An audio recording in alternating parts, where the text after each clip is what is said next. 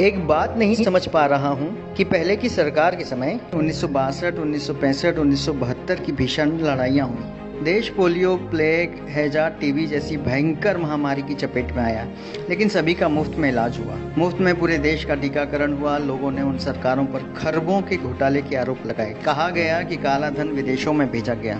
कथित भ्रष्टाचार की खूब चर्चा रही। बावजूद इसके देश में बहुत सारे सरकारी कारखाने व कंपनियां खड़ी हुई। सरकारी अस्पताल, सरकारी कॉलेज, सरकारी स्कूल बने। सरकारी नौकरियों में कोई कमी नहीं रही।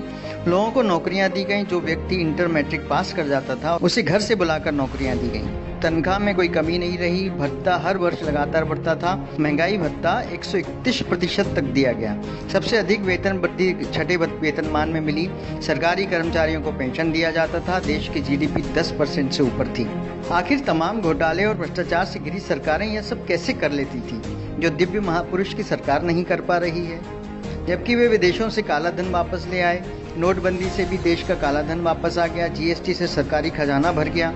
आपातकालीन परिस्थितियों के लिए रिजर्व बैंक में जमा पैसा निकाल लिया गया। फिर पता नहीं क्यों 18-18 घंटे काम करने वाले प्रधानमंत्री के सामने सरकारी संपत्तियां बिक गईं और दिव्य महापुरुष की सरकार नौकरियां, वेतन भत्ते, पेंशन नहीं देकर किसान, मजदूर और आम नागरिकों को सिर्फ टेंशन ही दे रही है। कोई युद्ध नहीं हुआ। जीडीपी माइनस में चल रही है। सभी की नौकरियां चली गईं। फिर भी साहब ने सभी एनजीओ, उद्योगपतियों और देश के नागरिकों से पीएम केयर फंड में पैसा जमा करवा लिया।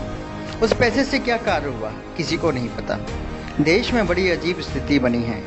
अगर कोई सवाल कर रहा है तो उसको पाकिस्तानी या देशद्रोही बोला जा रहा है। मेरे ख्याल से उन युवाओं को तो अब कम से कम अब जाग जाना चाहिए जो पढ़े लिखे होने का दम्भ भरते हैं।